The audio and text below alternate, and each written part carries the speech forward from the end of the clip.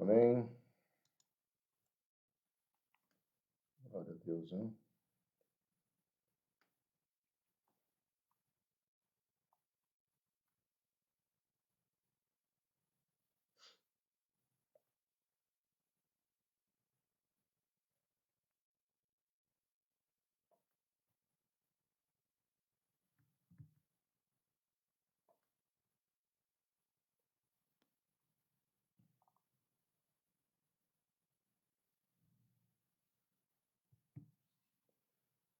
Amém, Alexandre, Rosângela, já estamos aí.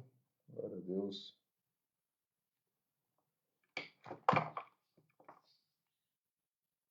Amém. Só vou esperar aparecer no meu Face aqui. E aí eu vou começar.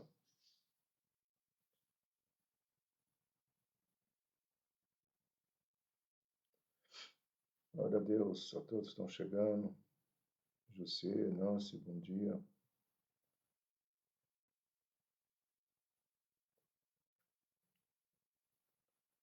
Tiago, bom dia, Tiago.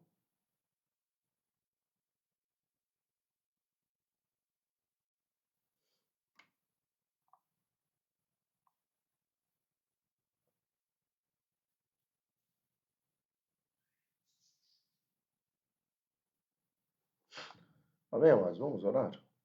Pai querido, nós queremos, em nome de Jesus, mais uma vez colocar diante de Ti esse estudo, esse bate-papo, Senhor, sobre esse período que já estamos entrando muito próximo, Senhor, à nossa história.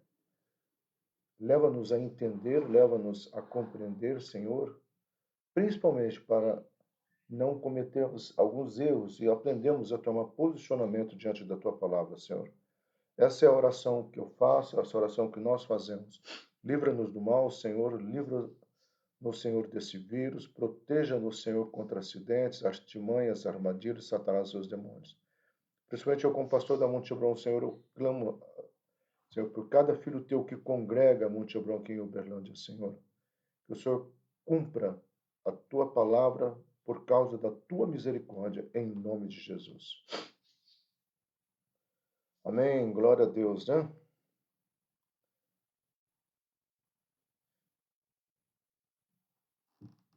Amém. Amados, nós vamos entrar hoje num assunto que ele é bem complicadinho, tá? E o que nós vamos estar fazendo para não termos, porque é muita informação esse período, só que não tem como nós entendermos a influência desse período na igreja sem que a gente perceba, né, o que está acontecendo, que eu chamo assim do background, que é a história secular, aquilo que eu sempre vou chamar de cosmovisão, tá? Essas cosmovisões aí que nós vamos trabalhar, elas são de extrema importância, porque na realidade é ela que vai fazer a influência, né, para dentro do nosso cotidiano até. Eu sempre falo para os meus alunos de filosofia da religião, de sociologia da religião, você não precisa ser um filósofo, você não precisa ser um sociólogo, mas se você quer ser um pastor, você precisa realmente entender o que está acontecendo, porque o que está acontecendo vai influenciar a vida, né, de algumas ovelhas, o comportamento. Tá, vamos pegar esse momento agora. Eu dei uma live, né, coisa que eu não costumo fazer, agora tem que fazer, né? Nunca pensei que ia fazer isso na minha vida, né? E na sexta-feira, até era para ter acabado às 9, acabou acabando mais das 10 da noite, e eles querem uma segunda etapa. Que eu falei, o tema era higienização da mente e higienização das mãos, né? Que era para ser um assunto gostoso. Só que foram muitas perguntas, eu tive a necessidade de fugir um pouco da proposta da palestra para explicar exatamente isso. O que são essas cosmovisões e o que é esse momento, qual que é o pânico desse momento, o que está acontecendo nesse momento, qual o background da história desse momento que está influenciando. Então, hoje, nós temos muitas pessoas falando em crises de pânico, medo, e se você for olhar, a matriz disso tudo é um vírus que tira o social, tira o comportamental, mudou a vida de todo mundo, tá bom? Então, assim, o que nós vamos fazer agora? Até a aula passada, apesar de nós termos estudado algumas denominações que vão surgir na década de 70, hoje nós não vamos vê-la, mas nós vamos ter que ver próxima aula de novo, rever pelo menos a Sara Nossa Terra, a Reviver em Cristo e reviver também e estudar um pouco mais também sobre as comunidades evangélicas. É claro, para não ficar a repetição, eu vou trazer novas informações que é importante desse contexto. Vamos pegar um exemplo, o SOS da Vida que a Renascer fazia, foi o grande ápice, né, foi o ponto máximo lá do Everest da caminhada cristã, trazendo e entrando, né, em guetos que antes não se entrava. O Tribal Generation, que é uma coisa local, né, da Sal da Terra local, ele é resultado dessa visão de você trazer o cristianismo para esses determinados guetos, né, ou que é uma palavra que é muito usada, que nós vamos ter que conversar na próxima aula, que é a contextualização do evangelho. Isso tem uma coisa positiva, mas tem coisas negativas no sentido de perigos. E é isso que nós vamos estar vendo semana que vem. Hoje nós vamos ver como é que tudo isso se formatou, como é que isso chegou. Então, segundo Peter Drucker, um gênio da economia, né, quem já fez economia já ouviu falar dele, administração de empresas também, a sociedade sofre de tempos em tempos mudanças na sua estrutura social, tá? Política, religiosa e suas artes, suas instituições, que tendo que se reorganizar a fim de adequar-se a uma nova visão de mundo. O Peter Drucker e outros caras, eles foram os primeiros a falar isso que eu tenho batido é na tecla, né? Que alguma mudança, qualquer mudança que seja, tá? Vai ocasionar toda uma reorganização, tanto social, política, religiosa e nas artes, nas próprias instituições.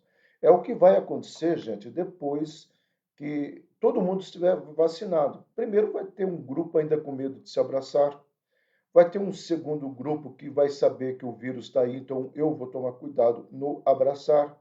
E vai um terceiro grupo assim que acha que está imunizado, virou Superman.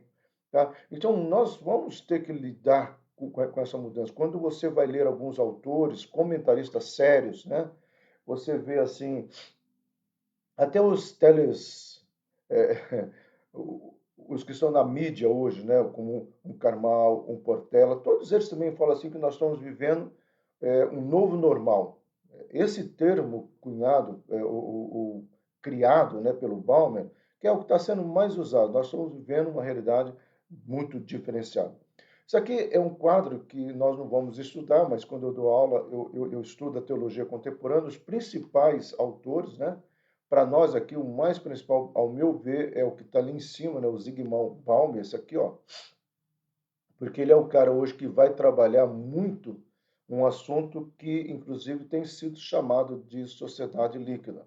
Mas o primeiro que vai começar a falar desse vazio, da visão do mundo, do super-homem, a negação, o niilismo, né? O Nietzsche vai criar um termo do vazio existencial, do abismo existencial, que culturalmente ou dentro filosoficamente vai se chamar de niilismo. É isso que está acontecendo, principalmente, tá? De 1913 para cá, apesar de o Nietzsche ter sido antes, mas aquilo que eu falei na aula passada, os pensamentos, né, de grandes filósofos, muitas vezes eles são descobertos na geração próxima, né?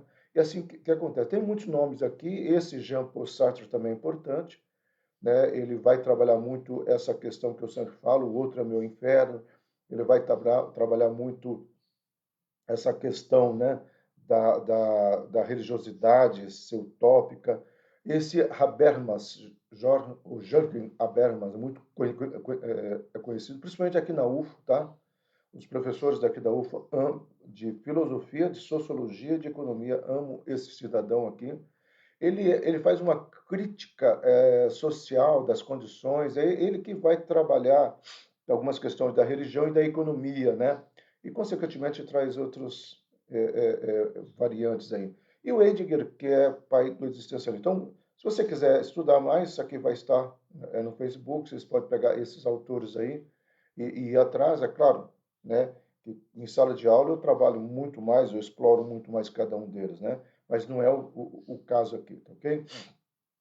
Assim, a partir desse processo, amado, é, esse processo que nasce de uma mudança de época, um mundo novo, uma nova sociedade, assim que trazemos elementos das marcas anteriores. Então, assim, nenhuma sociedade se rompe, tá? A história ela é cíclica, tá? E nessa ciclo, ou linear, conforme o povo judeu fala, para o povo judeu a história é linear, tá? Já o pensamento pós-moderno diz que ela é cíclica, através de Hegel, né, que ela vai se repetir, ela tem uma síntese, antissíntese, né, tem uma tese, e dessa tese volta para a síntese, antissíntese, volta para a tese, então ela fica remoendo. Mas a grande verdade é que, a partir de 1914 para cá, depois após a Primeira Guerra Mundial, ou alguns historiadores até nem colocam que é a Primeira Guerra, porque foi muito específica na Europa, mas enfim, são comentários, surge essa grande questão, ter ou ser. E é por isso que o ter começa a falar mais alto para algum grupo e o ser vai falar para outro grupo. E até hoje nós temos essa dualidade, né? Ter ou ser. Essa dicotomia aí é muito forte, entendeu? E é essa dicotomia que vai gerar alguns conflitos que nós temos até hoje. Por isso que o Balmer vai falar assim que a sociedade quis primeiro ser, depois ela vai para o ter, depois ela vai para o parecer. E eu gosto muito quando você traz isso para o contexto da teologia. A teologia começa com ser, essência, depois, quando cai nas mãos de alguns homens que quiseram controlar, ter um controle sobre o pensamento, até sobre Deus, ela passa a ter. E aí, como eles não conseguem, eles começam a parecer. Eu digo assim que até a década de 70, gente, a teologia protestante, ela caminhou muito para esse parecer, tá? E se perde muito a essência. Nós vamos falar, não nessa aula, mas na próxima, que é a sociedade contemporânea, ou a sociedade líquida, que eu estou chamando, que aí nós vamos falar todos esses movimentos, desde uma bola de neve, desde de uma renascer, e outros movimentos também, que na realidade ela surge dentro desse conflito, ter ou ser, parecer. Tá? É claro que eu já falei que o Balmer vai criar um termo, né, um pouquinho antes dele vir a óbito, que é o mostrar, que eu tenho falado que a sociedade é anglo. Então, no século XIX, o liberalismo, nós já falamos muito sobre isso em duas aulas, em dois módulos, tá? É muito importante, o liberalismo ele vai desconstruir o pensamento do homem na área social, na área política e na área econômica, tá bom? Não, o liberalismo enfatizou o progresso do homem e a reforma do mundo. O liberalismo ele é fruto, né, do iluminismo. O iluminismo começa com aquela proposta, se lembra que nós estudamos a Revolução Francesa? Começa a daquela proposta antes era Tel, né, Deus, e aí ele passa, pós-Revolução Francesa, Anthros, o homem. Então o homem passa a ser o centro da história.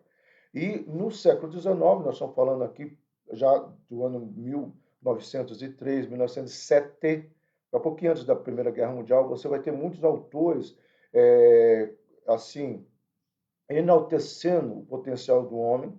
E é interessante, nós vamos falar hoje a crise existencial que a Primeira Guerra Mundial, principalmente ela vai produzir no seio da humanidade, quando a humanidade se depara, só adiantando esse ponto, com o fato de que ela não é e ela não conseguiu construir o super-homem, pelo contrário, ela construiu um homem egoísta, narcisista, a ponto de fazer a guerra, né? Nós vamos chegar lá, tá? Então, essa questão que é muito certa, mas se esse homem era tão avançado, então aqui nós já estamos entrando na pós-modernidade. Tá? A modernidade rompe, certo? A modernidade entra pós-Revolução Francesa, vem até 1901, 1902, e aí começa a entrar, tá? Só que aqui é uma frase que vai lá para frente. Quando chega em 1946, 47, eles começam a questionar isso aqui, mas se esse homem é tão avançado, por que promoveu uma guerra mundial? Se suas descobertas na tecnologia e na ciência eram tão eficazes, por que apontou suas armas para seus semelhantes? Quem aqui não conhece a biografia de Santos Dumont, né? A decepção que ele teve quando ele toma conhecimento de que uma invenção dele estava sendo usada para matar o outro.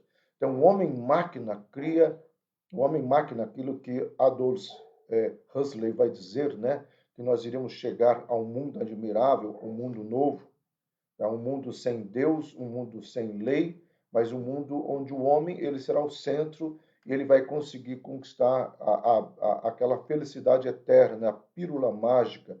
Muitos autores, né, nessa época escreviam pós-Nietzsche, né, depois que Nietzsche tratou do niilismo, do vazio existencial, eles começam a combater, dizendo, não, pelo contrário, nós não vamos cair no vazio, nós vamos cair num grande avanço, onde nós iremos encontrar finalmente, né, o pote da felicidade que está no arco-íris da humanidade. Então, que é aquela lenda, né, do pote de ouro lá do que fica aonde o arco-íris toca a terra, né? E aí você vai ter muitos autores escrevendo decepcionado com o que eles presenciaram. E essa é uma pergunta que se faz. E é dessa época aqui, gente, nós estamos transitando, tá? Entre o ano 1910, vamos colocar assim, até 1950. Então, nós vamos ficar transitando nessas eras. E houve esse questionamento. Nós já vamos chegar onde que a igreja está e o que a igreja esteve, porque na semana que vem nós vamos ter que falar sobre uma coisa muito chata, que é o movimento 64 no Brasil, tá? E a década de 70 no Brasil, onde igrejas patrocinaram, né, algumas perseguições aos seus próprios membros. Algumas igrejas em Campinas, né, tem essa história. Quem já leu Nunca Mais, é um livro clássico, né, de um pastor luterano, e ele vai retratar esse momento de perseguição que também, pós década de 60, o homem entra na 62, 65, 68, o homem começa a achar que entrou também na sociedade contemporânea, e eles começam a descobrir que o vazio e o egoísmo do homem continua sendo o mesmo. Então, em vez de procurar um Deus sobrenatural, muitos procuraram criar o paraíso na Terra. Tá? E aqui nós temos a história que não dá tempo de nós falarmos, a entrada da penicilina, das vacinas. As vacinas hoje é fruto desse período, tá, gente? E aí, com a descoberta de algumas vacinas, o homem pensou, pronto, agora nós não ficaremos mais doentes. Nós somos hoje o Senhor da história, nós não precisamos mais de Deus. Qualquer enfermidade que chegar, nós criamos um anticorpo e geramos uma vacina e pronto, está resolvido. Então, a pílula mágica, a famosa pílula mágica, por isso quem já assistiu Matrix, né? A pergunta que o Morpheus faz para o Neo é exatamente essa, né? O que pílula que você quer? Você quer essa pílula aqui que vai trazer a realidade ou essa pílula é da fantasia? Porque o livro Simulacro, né, que foi a base que os dois irmãos usaram para criar o Matrix, é de um filósofo dessa época aqui, da década de 60 para a década de 70, onde ele escreve que a civilização, ao abandonar Deus, ela criou algo parecido, um simulacro, uma fantasia, uma utopia. Tanto é que essa palavra utopia, ela era uma palavra aristotélica, ela deixa de ser usada, tá? Ela é usada mais ou menos até 1890, depois ela deixa de uso, os autores não falam mais. Na Revolução Francesa para até 1900 não se usa mais a palavra utopia, e a partir da década de 60 essa palavra começa a entrar nos livros acadêmicos, né? A grande utopia, utopia aqui, utopia ali. Por quê? Porque eles começaram a ver que o homem criou uma utopia, um mundo admirável, mas que não é real. Tá? E eu coloquei essa frase aqui, então, em vez de procurar, eu tentei criar uma frase baseada nesse labirinto que o homem entra, né? E ele criou o próprio paraíso, então, ou seja, tentou criar, né? Mas era essa a proposta. E essa proposta, gente, por incrível que pareça, aí que vem uma questão que eu falei do cuidado que nós teremos que ter pós-vacina, agora do Covid, né? Até alguém colocou aqui, muito boa colocação, exatamente isso. O que aconteceu nessa época é o perigo que acontece hoje, pode acontecer hoje. Nessa época, pronto, nós temos vacina, agora nós não precisamos de Deus, nós avançamos no sobrenatural. Só que não é bem assim, tá? E a mesma coisa pode acontecer hoje. Agora nós temos a vacina, pronto, estamos imunes. Então, essa conscientização, ou esse desejo do homem sempre ser o super-homem, sempre vai existir. E aí nós temos um elemento que vai entrar, gente, e nós não vamos estudar aqui porque nós teríamos que entrar em botânica, em zoologia, ou seja, a questão do evolucionismo, né? É muito interessante, nós fizemos uma vez um estudo, né? Darwin, dentro de Gênesis, não sei quem foi no aulão, nós comentamos bastante, e depois nós promovemos uma palestra, que veio uma pessoa que tem pós-doutorado em biologia, e ela é cristã, e ela trabalhou muito os 6 capítulos de Gênesis, ali na Igreja Monte Hebron, né? Sobre a luz da ciência e como que ela não poderia ser uma pessoa evolucionista, tá? E ela é uma pessoa criacionista, e ela vai trazer elementos fantásticos. Quem esteve, né?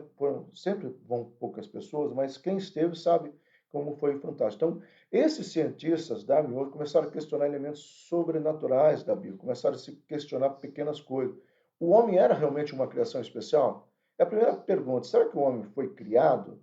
Será que essa história, esse conto alegórico, né, essa fantasia, né, essa questão do homem ter sido criado do barro, então ele começa a se questionar isso. Os milagres poderiam mesmo acontecer, ou seja, a descrição dos milagres realmente é o que a Bíblia colocou, não houve um exagero, né? Você pode ver assim que a foto é uma Bíblia pegando fogo, ou seja, eles começaram a queimar as Bíblias, né? Um pouco antes, gente, não nessa época, mas um pouco antes, você vai ter Blaise Pascal propondo a queima das Bíblias, né? Que era um livro de um conto de fadas que não deveria fazer parte de nada, a não ser de bibliotecas de livros antigos com mitos e contos, né? Por quê? Porque eles começam a questionar esses aspectos, né? Por que precisamos de Deus se nós mesmos podemos controlar a natureza? Será? E é interessante isso, vira e mexe. E o que é mais importante, gente, não vamos falar, mas nesse período aqui houve 3 grandes terremotos na história da humanidade. Tá? É como se Deus falasse assim: vocês pensam que vocês podem controlar, então deixa eu só dar um sopro aqui no mar, vai ver um tsunami que derrota. Eu vou dar uma aquecidinha no vulcão. Quem nunca ouviu falar do vulcão de Krakatoa, né, que destruiu várias ilhas ali asiáticas? Então, você vai ter todas essas questões. É como se Deus falasse assim: então, vocês acham? Deixa eu chacoalhar um pouquinho aqui, né? E aí você vai questionar. Porque você sabe que no pensamento grego helenístico, né, o mundo, o globo terrestre, estava em cima das costas de um deus, né, que foi criado simplesmente para segurar a terra. Né? A terra era chamada de Gaia, mãe. Né? E cada vez que ele tossia, como o pastor Silas tosse bastante, né, né, tipo, ele chacoalhava assim, e aí os terremotos eram causados por esse cara. Depois a ciência descobre que não, mas eles caíram nesse engano. Não, nós vamos controlar, tá? A teologia liberal, gente, a teologia liberal daquela época retratava um Deus sem ira, um Cristo feito de ética, que vai respeitar a minha liberdade, um reino que era plenamente deste mundo. Então, esse Deus, até eu coloquei essa figura, né? Esse Deus que vinha pisando, esse Deus que era porque a expressão ira, gente, é uma expressão muito mal interpretada. Uma vez eu dei lá no aulão e eu expliquei somente o que é ira de Deus, não do termo no hebraico, que significa termo no hebraico, e tudo mais. Então, às vezes a gente tem que nem quarta-feira eu preguei sobre as palmeiras, né? E no original não tem a palavra palmeiras, a palavra tamareira. Mas o tradutor, ou os tradutores vão trazer, eu vou trazer uma tamareira, muitas pessoas nem sabem o que é tâmara. Então, qual que é a planta prima, qual que é a parente da tamareira? A palmeira, então vamos colocar a palmeira. Tá? Então, às vezes, nessas questões, assim, que o tradutor tem que ter, então, quando ele coloca a palavra ira, ele vai utilizar a ira de Deus, só que ele não explicou o que é essa ira dentro do contexto hebraico, que é uma questão de. E aí eu expliquei no aulão, é que nem você enfiar o dedo numa tomada e tomar um choque. Isso quer dizer que a tomada se irou contra você? Não, porque a tomada tem uma energia natural e você tocou nela sem proteção. Deus tem uma energia natural que é santidade. Se você tocar em Deus em pecado, você vai tomar um choque. Tá? Não é que Deus não gostou de você, mas a santidade de Deus não permite ser tocado em pecado. Então, esse conceito começa a ser quebrado. Então, começa a se pregar um Deus bonzinho, tá? Você lembra que eu falei na aula passada que é introduzido na liturgia das igrejas um termo que não é errado, gente, mas é um termo, a gente precisa saber a fonte, né? É um termo que começa a trazer papai, paizinho, papai, né?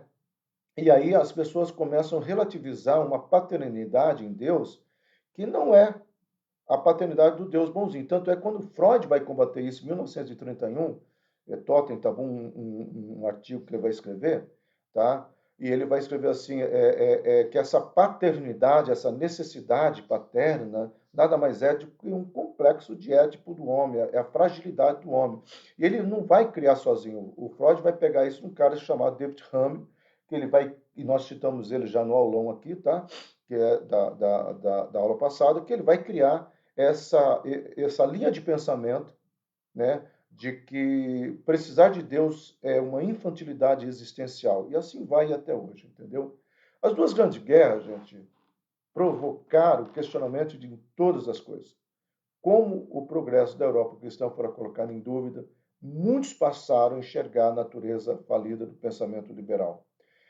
O que pensamento o progresso da Europa cristã? Porque a Europa ela era extremamente cristã. E você vai ver esse período uma tragédia muito grande na história do cristianismo europeu. Tá? Você vai ter algumas questões que acontecem. A mais terrível é a negação de muitos teólogos, tá? Da existência de Deus, do amor de Deus. Aí aquela pergunta, onde estava Deus, onde tudo isso aconteceu?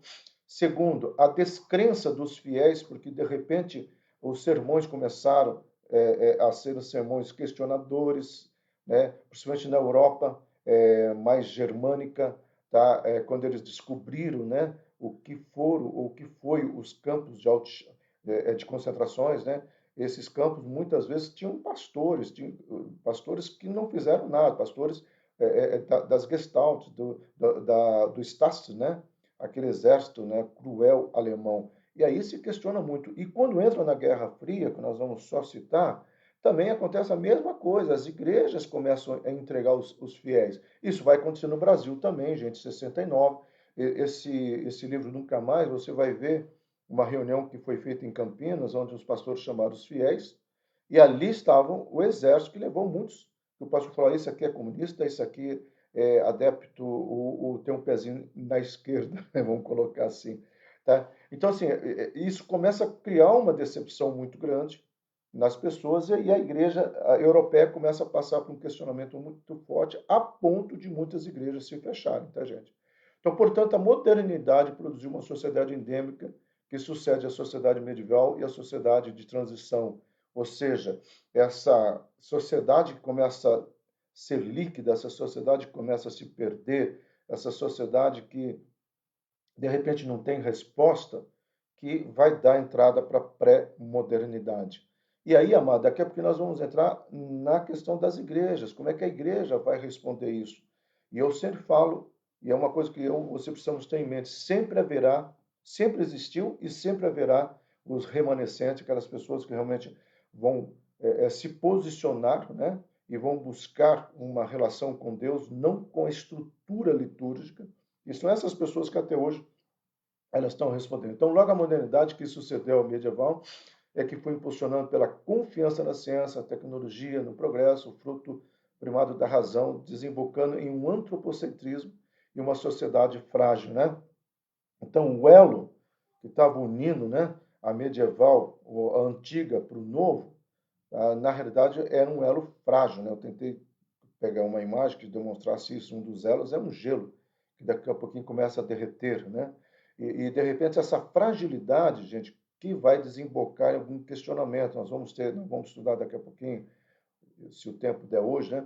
A quebra de bolsa de valores nos Estados Unidos, nós vamos estudar um pouquinho o que é esse vazio faz. Que quando há um vazio, presta atenção, e é um ditado popularmente vazio, oficina do diabo, né? Quando existe um vazio, se ninguém preencher esse vazio, o diabo vai ser o primeiro a se candidatar.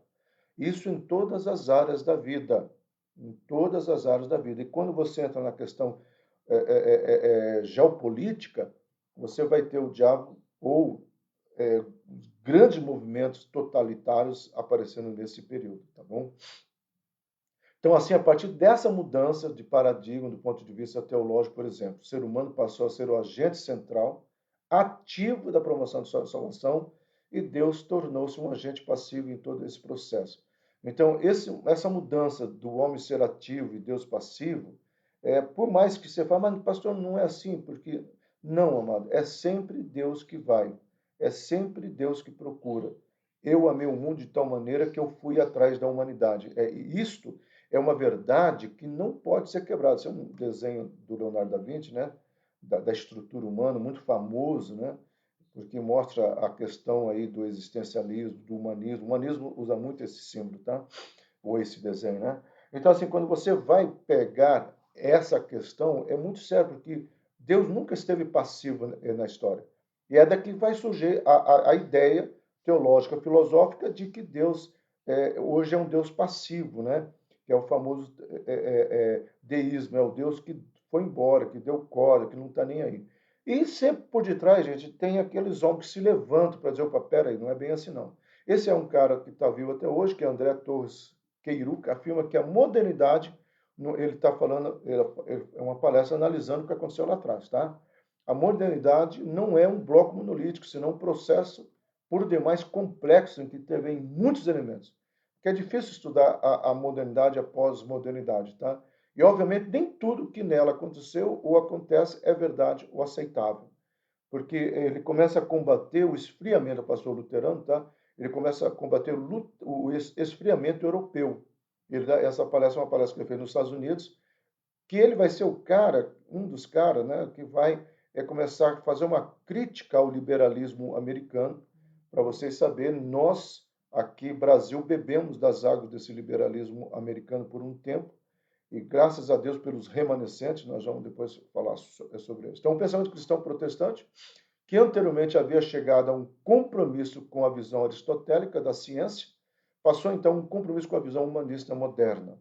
Então, você vai ter, até a reforma ou pós-reforma, esse compromisso aristotélico, que é um compromisso, gente, entendam bem isso, não com a filosofia em si, mas houve uma grande ênfase em estudar a filosofia grega, tá? O pensamento grego helenístico, para entender o background da história, tá? De Paulo, para daí entender o pensamento paulino. Aí são teólogos estudando, e foi um avanço muito grande. Tanto é que hoje, veja, nós estamos em 2021, nós temos livros desse período que são reeditados hoje. Existe um programa que eu tenho chamado Logos, eles estão reeditando, tanto é que tem uma série, gente, que foi reeditada, de comentaristas alemães que se levantam contra esse momento, tá? E contra essa visão humanista. E chama-se Comentários de Esperança, baseado num autor chamado Multman, que nós já vamos falar sobre ele rapidamente. Então, começa a levantar muitas pessoas, e a igreja começa a se ver nesse impasse, né? E aí, o que nós vamos? Então, você vai ter as faculdades teológicas, por isso, gente, que o movimento pentecostal, no início dele, no começo dele, eles vão ser contra a questão acadêmica, né? E aí você acha que sim, que o cara é ignorante ao afirmar eu não preciso de conhecimento, porque o Espírito Santo é o meu conhecimento. Esse cara que está falando isso hoje estaria errado. Só que ele não sabe que essa é uma frase que veio lá de trás. Porque alguns movimentos dentro da igreja falam, gente, esses caras. Tanto é que eu tenho uma frase, só para cortar aqui, que eu falo assim, que nesse período a melhor frase seria essa: o verdadeiro teólogo é aquele que pegava a simplicidade da palavra de Deus, complicava, depois ia tentar explicar e não conseguia. Então, esse pensamento é desse período que esse pessoal começa a literalmente trazer uma leitura mística para a Bíblia. E aí você vai ter pessoas que vão trabalhar, vamos acabar com esse misticismo. E aí um outro grupo vai dizer, não, enquanto isso não acaba, nós não queremos acadêmico, nós queremos o espiritual. Graças a isso, entendo bem, graças a isso, nós já temos 1906, o movimento dos Estados Unidos, 1894 na Europa dos irmãos Morável, a busca do Espírito Santo, e começa uma nova fase dentro da igreja. Tá? Então Deus sempre vai fazer esse ciclo. Nessa live que eu fiz aí na sexta-feira, né?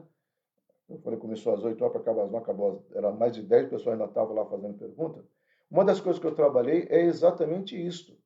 Tá? Haverá sim uma mudança comportamental, um novo, esse vírus, essa Covid, é um novo paradigma. Haverá mudança e nós teremos que nos adaptar a essas mudanças. E nós teremos que nos posicionar. Tá? E quando alguém fala assim de uma forma até sem conhecimento. Graças a Deus, eu tenho um mentor aqui perto de mim, que sempre eu falo. Aliás, eu li uma reportagem de um grupo da França, né, essa semana, sobre o Covid, e ele tinha me dito isso num áudio que ele me mandou, explicando, ele sempre manda áudio explicando, o ano passado. Ele falou, Silas, eu acho que esse vírus é papapá. Ele explica e o cientista agora, até hoje de manhã, no café da manhã, eu estava falando para o meu mentor, né? Que ele não gosta de se expor, falou isso ano passado. Olha só, esse artigo está falando isso hoje. Então, é bacana isso, amado, mas nós precisamos entender, agora voltando à linha de pensamento, que estamos diante de uma nova mudança comportamental, com certeza. E nós vamos precisar aprender a ter esse posicionamento. Então, o individualismo, o subjetivismo, o narcisismo leva cada vez mais o ser humano ao desequilíbrio e à instalação da loucura. Tá?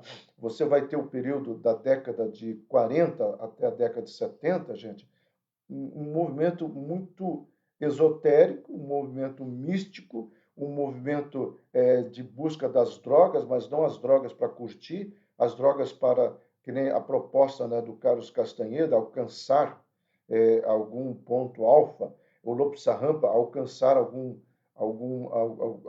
momento místico assim, onde a humanidade... Ou seja, o ser humano, quando tira Deus, ele sempre vai querer buscar esse Deus. E aí o que acontece?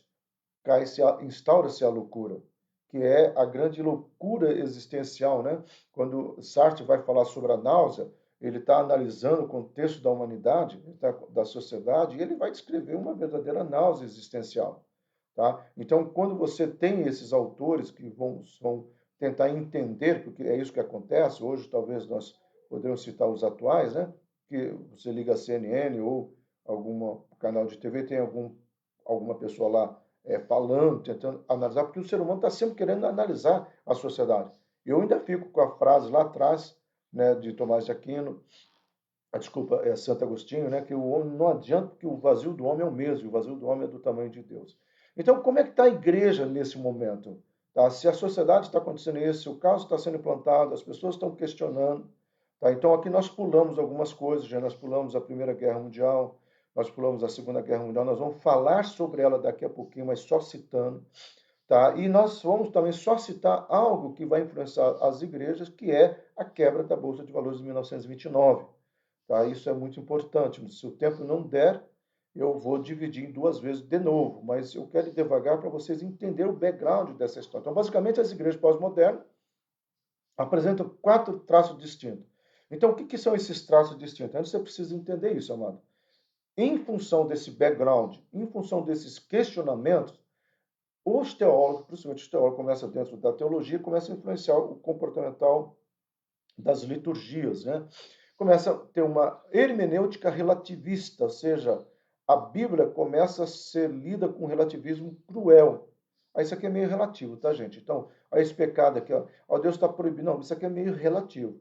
E aí você tem que entender que a década de 60 para a década de 70, você vai ter na sociedade, principalmente oriundo do curso de antropologia e de psicologia, você vai ter esses dois nichos, né? De estudos comportamentais, a antropologia e a psicologia, homens levantando e estudando a sexualidade. Você vai ter casais, aqui o famoso Johnson, né, casal Johnson, falando sobre a sexualidade, sobre a necessidade de se descobrir a erotização do corpo. E é por isso que hoje, né, na sociedade líquida, nós estamos vivendo uma sociedade extremamente erotizada, porque começaram a se relativizar a hermenêutica. Será que isso é pecado? Será que é desse jeito? Tá? Segunda questão, um discurso conciliador. O ecumenismo nasce aqui. Tá? Então, quando você vê hoje pastores no mesmo culto e no mesmo espaço sagrado, tá? Com várias situações que talvez ferem a nossa caminhada cristã, tá? Você olha para aquilo lá assim e fala, mas espera aí, como que pode isso? Porque é um discurso conciliador, vamos conciliar. É só um exemplo, tá? A igreja do Nossa Senhora do Bonfim, na Bahia, ela tem um ritual que é da cultura africana, tá? Da religiosidade africana. Nós temos aqui uma igreja no centro da nossa cidade, onde tem 2 totens que simbolizam entidades africanas. Então, isso lá atrás, na idade, nunca seria permitido, é isso que eu estou dizendo. Então, esse tom, discurso conciliador, começa a aceitar o outro do jeito que ele é, sem se preocupar com a mudança. Ah, mas Deus não aceita, nos aceita do jeito que nós somos? Sim, mas o Espírito Santo veio para não deixar nós continuarmos do jeito que nós estamos. Tá? Então, uma ênfase excessiva na liberdade humana, tá? O homem é livre para decidir, então o homem faz plano e pede assim, existe uma hermenêutica, mas exegese, desculpa, de Provérbios, né, capítulo 19, lá quando fala o homem faz plano, mas a resposta certa vem do Senhor, o autor, o comentarista, chega a colocar assim: cabe ao homem fazer planos e cabe a Deus abençoar esses planos. Ué, mas não é isso que está dizendo no original. O original está dizendo o contrário: você vai fazer os teus planos e Deus vai abençoar ou não. Cabe a Deus abençoar ou não, não é no sentido. E esse pensamento, por mais que você acha que é pequeno, gente, por isso que eu venho o estudo que nós não fizemos, nós fizemos já lá na igreja, que é um estudo fantástico, que é como é que surgem os ismos comportamentais. Esse estudo eu fiz lá na igreja do Luciano Subirá, em Curitiba, o ano retrasado. Como é que acontecem esses ismos comportamentais? Que é o grande exemplo, né? Quando o Ronaldo, fenômeno, cortou o cabelo daquele jeito idiota, né? Quem em sã consciência cortaria o cabelo daquele jeito? Mas muitos cortaram, tá? Essa é a questão dos ismos comportamentais, tá? O Big Brother Brasil, gente, por mais que você pense que não, ele é um grande, vamos colocar assim, uma caixinha de Skinner comportamental para a sociedade, tá? Por que que vocês acham, só um adentro, que nesse Big Brother, eu não assisto, mas eu leio, entrou a questão da maconha? Porque é um projeto na Câmara para legalização. Então, tem um ditado que os antigos falavam, né? Acho que a avó Suzy deve conhecer muito esse ditado, a Nicéia também, outros, a Conceição com certeza, né? Água mole em pedra dura, tanto bate até que fura. Tá? Esse pensamento, gente, essa frase idiota, não é idiota, essa frase é de um filósofo.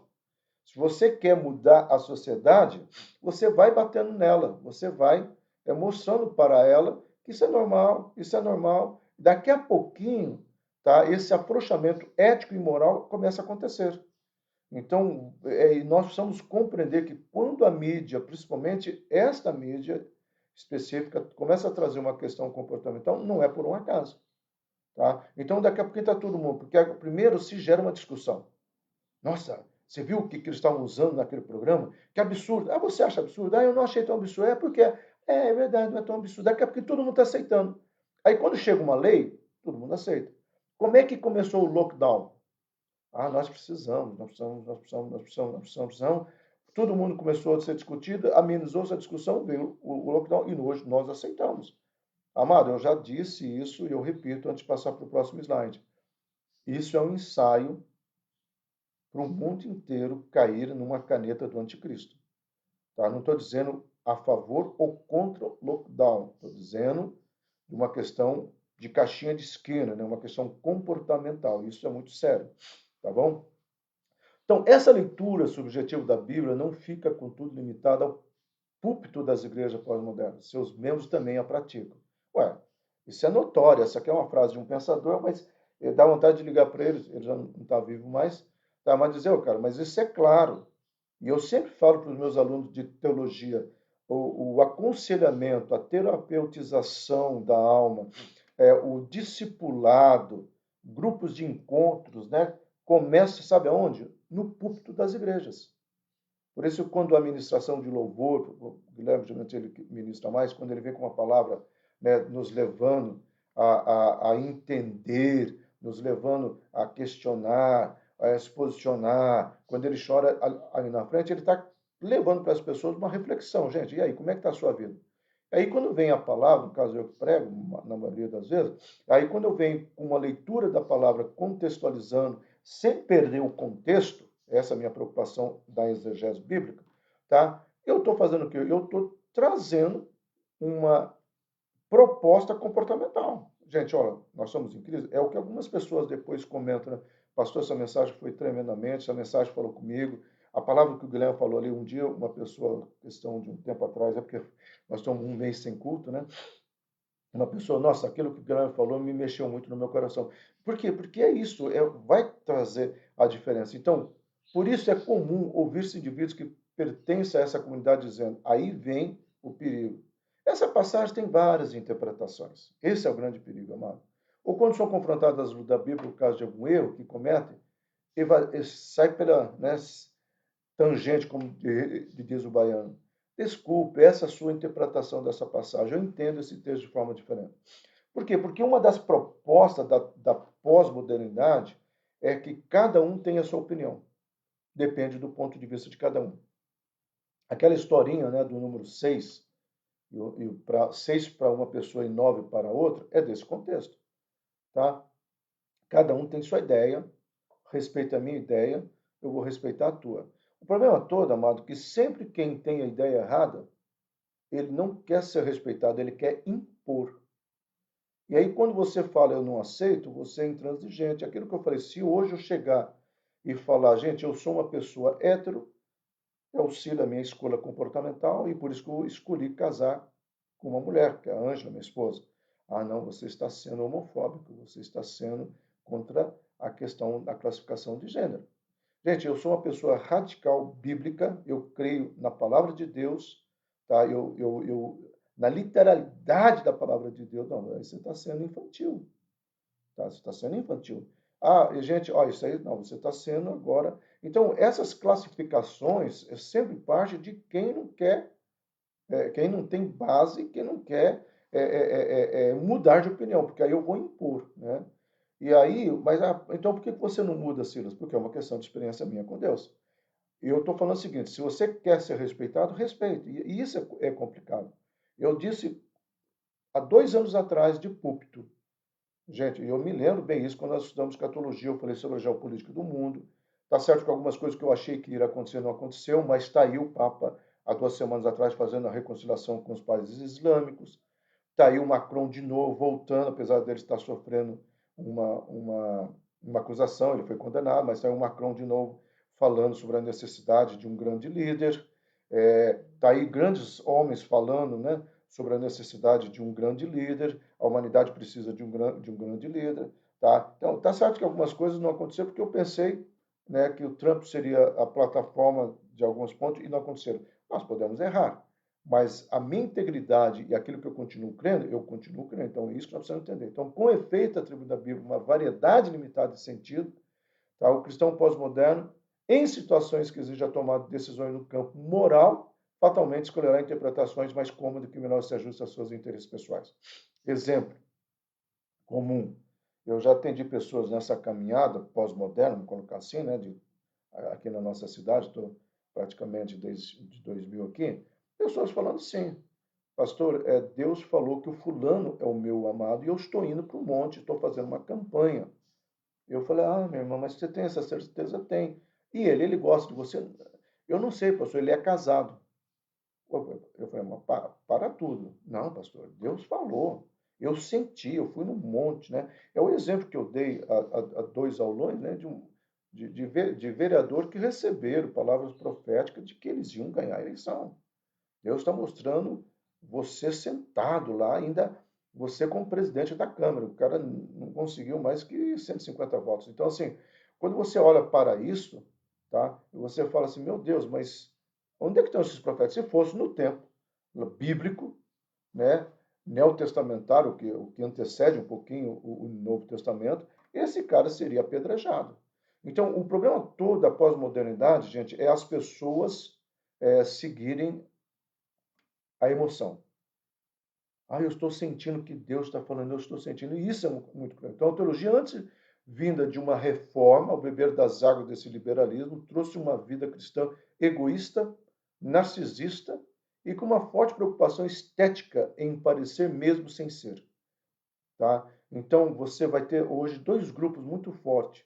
O conservador, tá? Que eu prefiro ser um conservador, tá? E o inovador, aquele cara que está fazendo uma leitura contextualizada, e com isso você vai criando uma preocupação muito mais estética, né? Que você tem que parecer, né?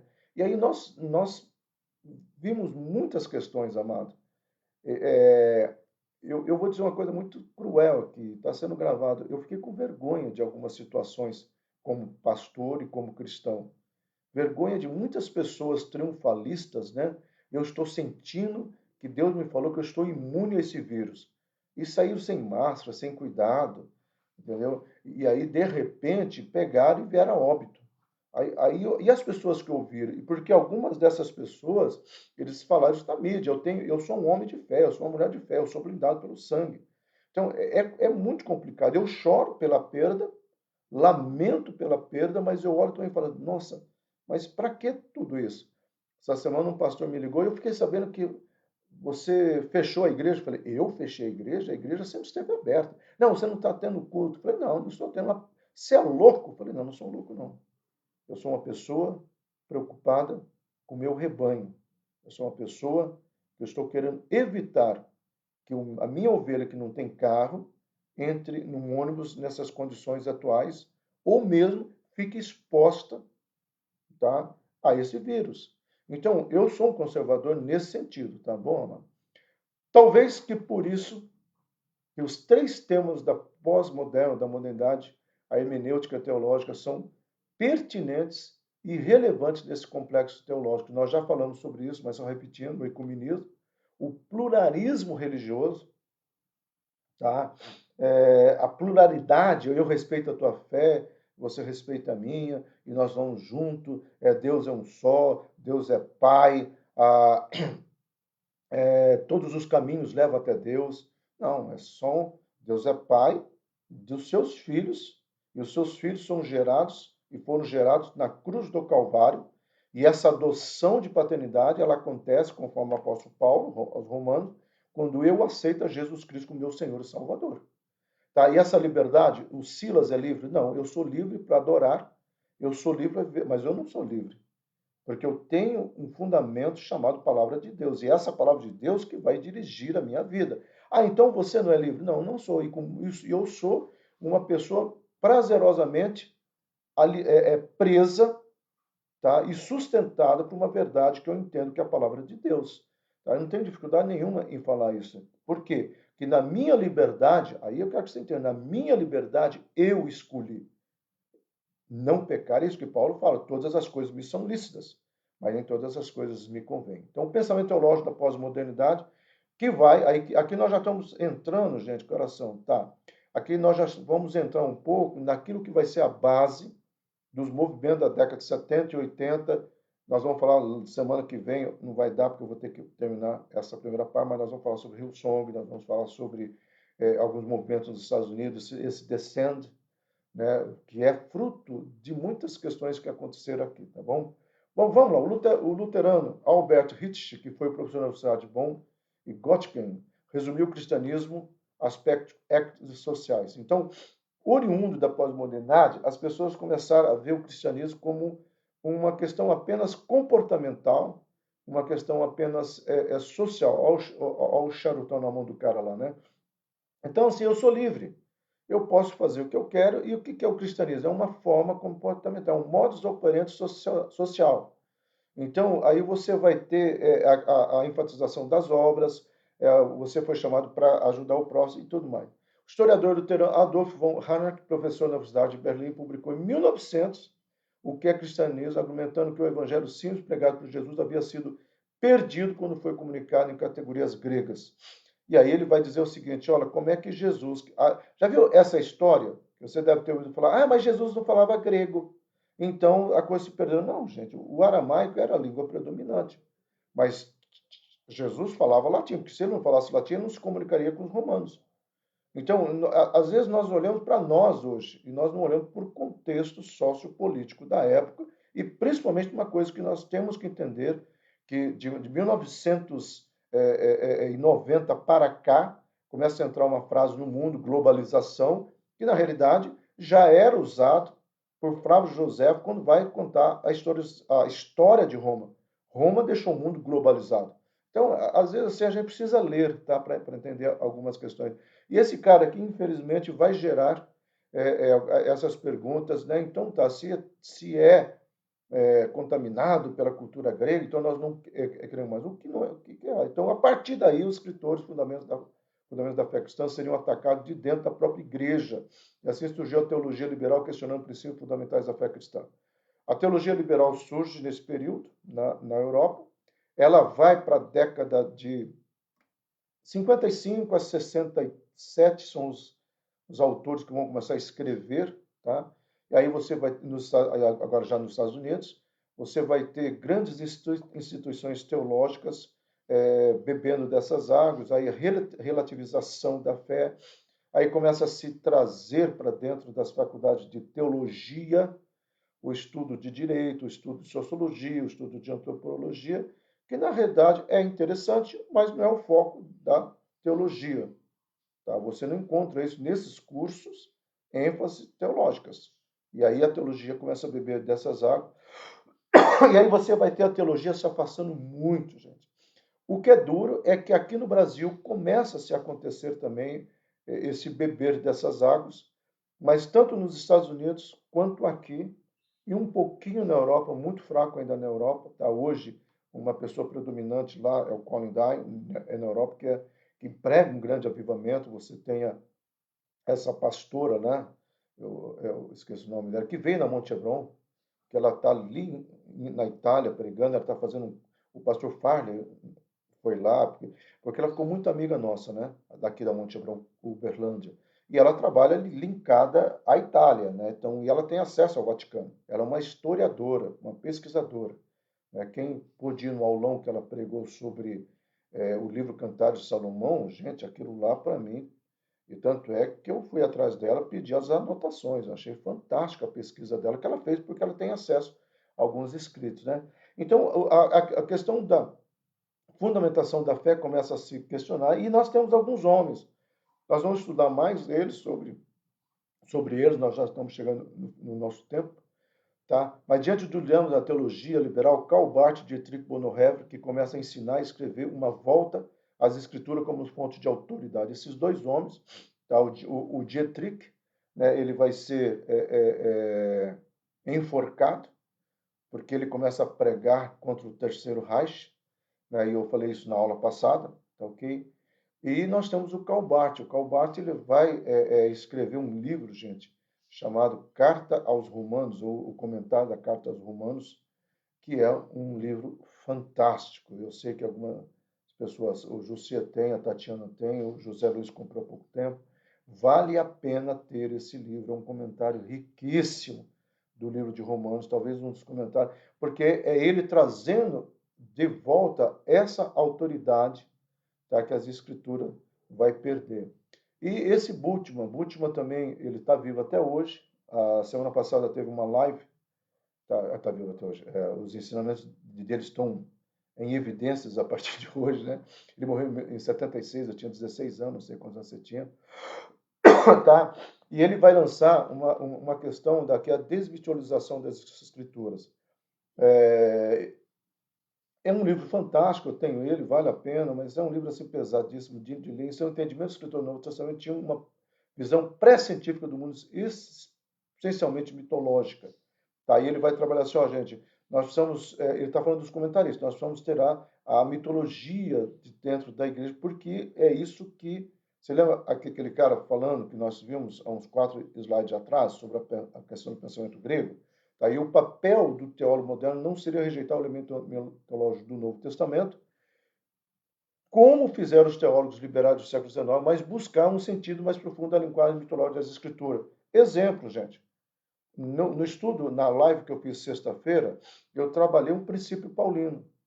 E eu mostrei, tinha várias pessoas, inclusive formadas em coach, assistindo, e eu falei para ele, ó, o que vocês estão fazendo do coaching é o que o Paulo lá atrás colocou, só que Paulo não ganhou dinheiro. A diferença é essa, tá? Aí eu cito, né, que um dos caras mais fortes em coaching no Brasil, e eu mostrei, os pensamentos desse indivíduo são pensamentos do livro de Provérbios. Então ele simplesmente pegou versículos de Provérbios e dá uma camada econômica, coloca um pouquinho de gestão de pessoas, coloca um pouquinho da psicologia comportamental e solta uma frase, cria um pensamento e todo mundo, uau! E eu mostrei, eu desmistifiquei. É isso que o Bultmann fala. Gente, vamos entender. Então, eu falei sobre a palavra método, né, que tanto o coaching fala, qual é o meu método. Falei sobre a palavra foco, da onde vem essas palavras no grego, por que Paulo usou isso nos Filipenses, tá? Então, às vezes, a propósito do Bultmann, de uma forma bem rasinha, né, era exatamente isso. Gente, vamos entender o que estava acontecendo. Por que Paulo entra e fala ao Deus desconhecido? Por que ele fala, não, gente, não é? Por que ele começa com essa terminologia e assim por diante? Ficaria, e é bem mais fácil, tá ok? Não é o Cunha não, tá, gente? Eu sei que ele parece com Cunha. O George Multman, ele está vivo, esse cara que está vivo, e nós vamos só ver sobre ele, nós vamos encerrar aqui. Dois teólogos que exerceram uma influência até hoje do Ocidente. O Multman vai escrever um livro muito bom chamado Teologia da Esperança. Tá? Em 1964, publicou o livro A Teologia da Esperança, no qual procurou recuperar a centralidade da escatologia como esperança de algo novo. Tá? Ele foi influenciado pelo Viktor Frankl, sim, foi influenciado pelo Viktor Frankl. O Viktor Frankl é o cara que vai escrever sobre a esperança, tanto é que o coach usa muito hoje Viktor Frankl em busca do sentido.